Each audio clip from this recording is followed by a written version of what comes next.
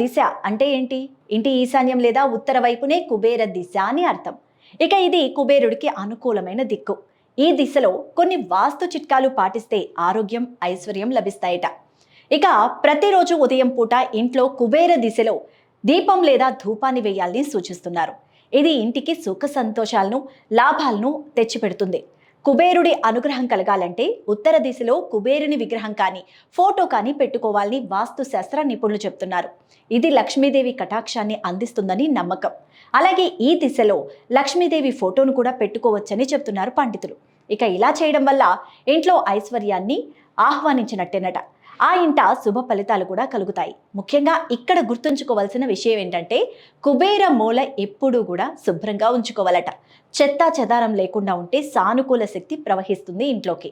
కుబేర యంత్రాన్ని కానీ వాస్తు యంత్రాన్ని కానీ కుబేర దిశలో పెడితే సంపద ప్రవాహంలా పెరుగుతుందట.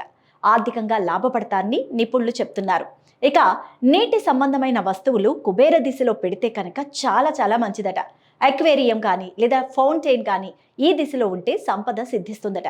కుబేరుని అనుగ్రహం కలగాలంటే ప్రతిరోజు కనకధార స్తోత్రాన్ని పఠించాలి. ఇది లక్ష్మీదేవి అనుగ్రహాన్ని కలిగిస్తుంది. కుబేర దిశలో తేలికైన రంగులు వేయాలట. లైట్ గ్రీన్, లైట్ బ్లూ లేదా వైట్ కలర్ వేస్తే చాలా మంచిదట. ఇవి మీకు శుభ ఫలితాలను అందిస్తాయి.